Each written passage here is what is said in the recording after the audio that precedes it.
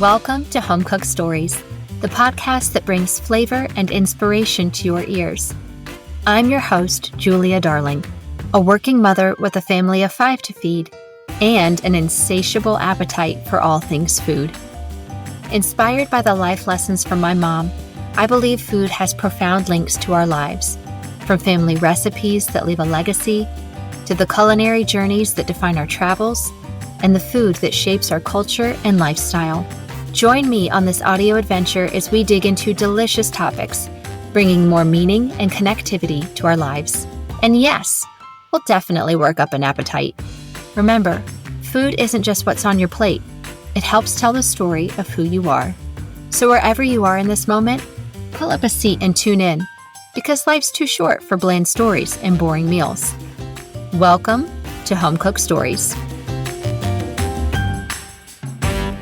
On Saturday morning in Chicago, we woke up at the Roby Hotel and found ourselves moseying over to a bakery across the street. And I knew we stumbled upon a neighborhood hotspot when there was a line spilling out the door to Mindy's Bakery, eagerly awaiting their morning brew and pastry.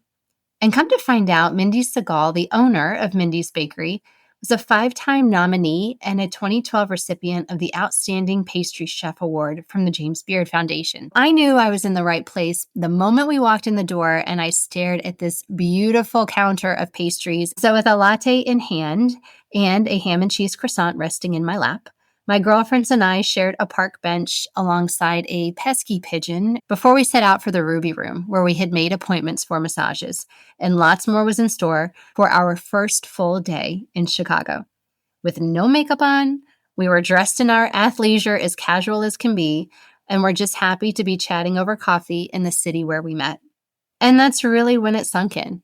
This is why we show up for these girls' weekends. In the last episode, part 1 of this mini-series around my girls' trip to Chicago, we talked about the why we go on these trips with friends.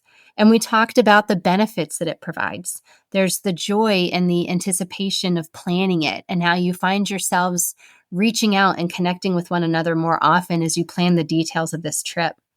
It gives you this wonderful refresh and reset because you're able to mentally and physically take a break from your daily roles that you play at home. And it gives you an opportunity to reconnect with yourself as well as the group that you're with. There are parts of ourselves that don't often get an opportunity to show up in our daily routines. And so when we get together with friends like this, we have the ability to bring out different sides of ourselves. Today, I want to share what we tend to find once we're together, and what we carry back with us when the trip is over. And I'm not talking about the 5 bags of Garrett's popcorn mix that I managed to shove into my purse before boarding my flight home. You're also going to hear from my girlfriends in their own words around the value that they find in these trips and what their favorite parts were. And you know I wouldn't leave you hanging. This is a trip to Chicago after all. So while I am giving you the inside scoop and stories around our trip, I'll be doing that through sharing where we ate and what we did when we were in the city. Perhaps you can use it to plan your own trip to Chicago sometime. So without further ado, let's get into it.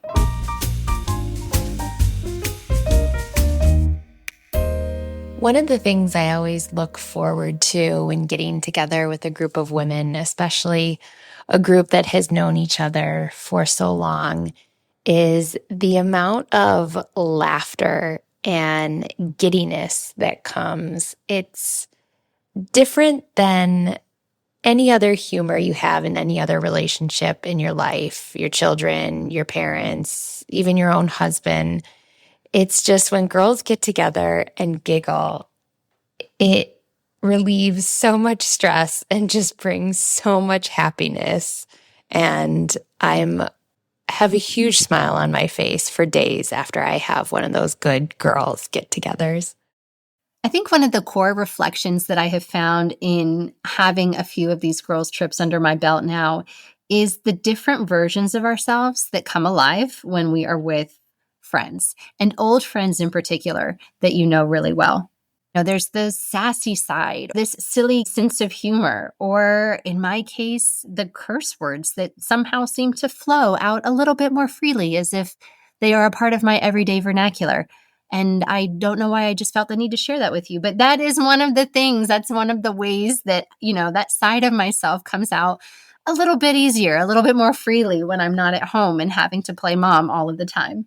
I love the way that the conversation flows. There's so much laughter, and I think that's something that all of us that took this trip together noticed, is just the ability to laugh and not self-conscious around one another. And around the table, the conversations can also get real and real fast. But that's a good thing. We need that time as well. We need to be able to talk about our parenting struggles or our relationships or what's going on with our family and at work. All of those things that don't necessarily come up in text threads. I've had this conversation with several friends before, and I don't know if you've experienced it yourself. But when you have that brief run-in with a friend, perhaps you're, waiting to pick up your preschooler on the playground in the afternoon, or you run into each other at the grocery store, and you're making polite conversation, and so you naturally ask, like, oh, how's everything going? What have you guys been up to? And you honestly, like, I don't even know where to start. Like, there's nothing and yet everything happening. And because you haven't had a chance to really connect more often or go deeper on some of these things, you tend to just blanket your response with, oh, we're all doing great, everybody's fine. But we don't always have the time to stop and really dive into a conversation with someone. Many of us may even struggle with knowing how to go about having a long, in-depth conversation with someone. Nowadays, everything is kind of quick and fast and short. It's almost like an elevator speech, right? Like, what can I communicate or what can we talk about in 30 seconds or less? And so we tend to ask these general questions that get on the surface responses. How lucky are we if we have a group of friends that we know so well and they know us so well, and there's just this unconditional level of support that you give to one another, that no matter what you share and what you talk about, you're in this beautiful no judgment zone. And I even think about the many ways our friends reflect back different parts of ourselves. And while our individual lives may look very different on a day-to-day basis, just knowing as we get to talking that we're all walking through similar challenges and triumphs in life, especially throughout this journey of parenthood. There come times where you can often feel like you're alone on an island, or it's just you and your spouse that are going through these things. But it's these trips with friends that remind us we've got a built-in support system. And while we may not be going through the exact same thing, there are elements in all of it that we can relate to and we can laugh about or sympathize with. Parenthood has matured us in many ways. Age has brought a newfound sense of confidence in us in many ways. And both of those things make for a killer combination of not caring what other people think anymore and being less self-conscious. And I think those are kind of two of the most beautiful aspects of getting older. What's one moment from this Chicago trip that stuck with you? There was an evening that we all went out to dinner at a delicious Italian restaurant and then spent the evening gabbing and gabbing at a nearby bar. I think we only had one beverage each, maybe because we split them, but we got so caught up in talking, and half the conversation was not the heavy duty parts of life. It was just a chance to just talk about everything and anything and enjoy each other's company. Let me share a couple highlights from the trip with you guys, and perhaps you would add them to your own itinerary for a trip to Chicago, or perhaps just apply the general approach to your own girls' trip, wherever that may be, or for however long of a period of time that it may be. One of my favorite standout moments was Saturday night during that weekend. And we started off with dinner at a restaurant called Piccolo Sogno, which literally translates Little Dream. And we reserved a table on the patio of this restaurant. And when you step out, it literally felt like just this lovely dream of a setting with tables everywhere full of groups of friends and family. There's beautiful dishes of pasta on the tables, white linens, and wine glasses clinking. You look above, and there are these bright sunshine yellow patio umbrellas that are creating this canopy overhead. It just was so lovely and such a beautiful setting to bring us all together for a meal. And one of my favorite moments of that dinner actually came during dessert time. Number one, I tried blueberry sorbet, which I'd never had before. And oh my goodness, it was the most refreshing and delightful thing. And the second thing that we ordered was a slice of cheesecake for all of us to split. And one of the girls had brought birthday candles, the 4 and the 0 birthday candle. And we lit them, gathered around the table, and sang happy birthday to ourselves because we had all turned 40 within the past year. And it was just such a fun way to celebrate together. After dinner, full of pasta, wines, and kind of riding high on conversation, we decided to walk a little bit further down from the restaurant to a place called Matchbox Bar. Matchbox Bar is very unassuming on the exterior, but come to find out, this bar was founded in 1945. It's got a great local feel to it. It's dark, it's moody in the evenings, and we grabbed a table out on the patio and laughed until 2 o'clock in the morning. And y'all, I can't tell you the last time that I stayed up until 2 o'clock in the morning. And here was a funny moment while we were at Matchbox Bar. I don't remember if you recall me saying in the first part of this mini series back in episode 7 about how, these trips are an opportunity to step away from your daily roles as a mom or a dad, but it's always still with you. You're still a parent at the end of the day. And there was a part in the evening where we were sitting outside at our table, and there were these 2 younger guys that approached, and they had asked if they could take the 2 extra chairs at our table. And so, of course, we said yes. And as they got back to their table, they said, oh, thanks so much. And by the way, this is my friend so-and-so. And, we all smiled and said, hi, nice to meet you. And you guys, it was uncanny how close I was without even thinking to say, oh, you have the same name as my son. And it was just like, girl, shut it down. You've almost said too much. But it's just so true about how you might even go away for the weekend, but you never stop being a mom. Even in my old lady version of like, yeah, you and my son share the same name. It just was a really funny and real moment. Now, outside of what we ate, I have to share with you what my favorite non-food activity was.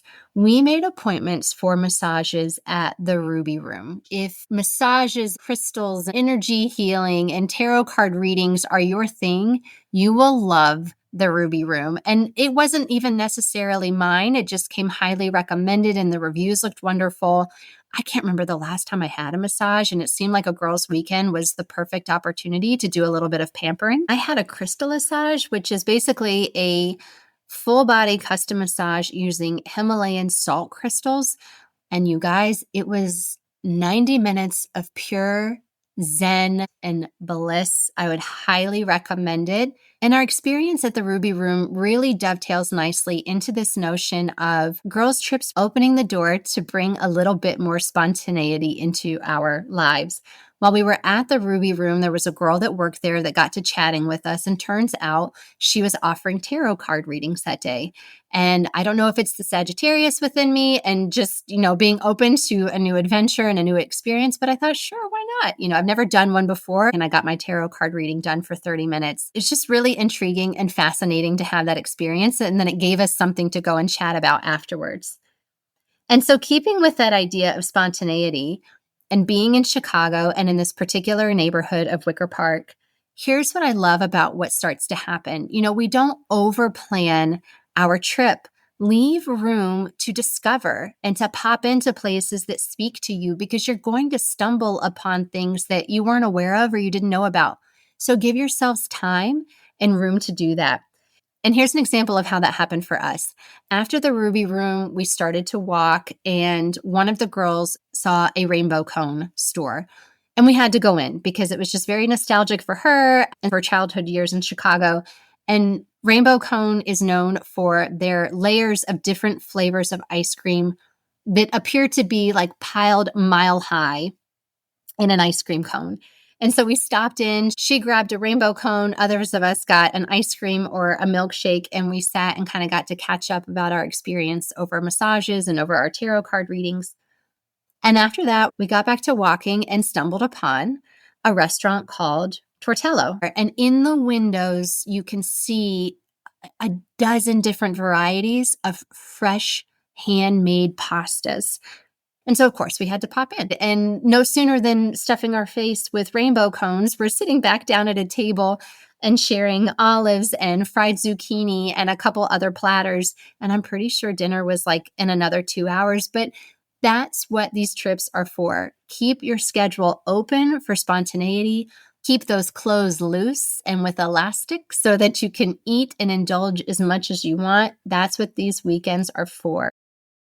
As moms, we wear so many hats, and we are in take charge mode day in and day out. And getting a chance to reconnect with my friends and reconnect to that feminine, happy, playful side is so important to really ground myself so that when I get back home with my family, I can bring that joy into my daily life. As I woke up on that Sunday morning and our Chicago girls trip was coming to a close, I debated getting on an earlier flight home because I'm anxious to see everybody and be at home and be in my own bed at the end of the night. But I was the last one in the city as my flight wasn't leaving until earlier that evening. And when I talked to Stuart, he really encouraged me and said, take the extra time that you have just to be in the city again by yourself and do something that you wouldn't have an opportunity to do otherwise. And I really took that to heart and thought it was such great advice. I took myself to the Art Institute of Chicago and spent the better part of 2 hours there. And in the little time that I had left, I walked myself down to the river and took a seat along the river walk. And I grabbed a seat with a cold beer and a glass of water because we had picked probably the hottest weekend in Chicago's summer. It was in the 90s, which is weather that I typically expect in North Carolina, but not in Illinois. But I cooled off and I just basked in some of my favorite views of the city and took everything with me that I enjoyed that weekend. The new perspectives, the renewed energy, just kind of like the re-centered and grounded sense of self. And it just brought me such joy as I thought about going home and bringing that part of the vacation back with me. And as I mentioned at the very beginning of part 1 of this mini series, these experiences and these trips will not happen unless we prioritize them. So yes, it is a little bit more effort. Yes, it is having to carve out time and to make the time for yourself and these people, but it is so worth it. So here's my question for you. What would it look like to create your own reset? Maybe it's that weekend away. Maybe it's just a night with a friend. Either way, give yourself this gift of connection. Thanks for joining me on this 2-part series on our Chicago Girls Weekend. If you loved it, share this episode with a friend you'd love to plan a trip with. I hope it inspired you to take action and to give yourself and your friends this time together. Until next time, eat well. Thank you all for listening to the episode today. If you find value in these stories, please share it with someone who would appreciate it too. A big part of why I wanted to start this podcast is to build a community of food lovers and home cooks alike.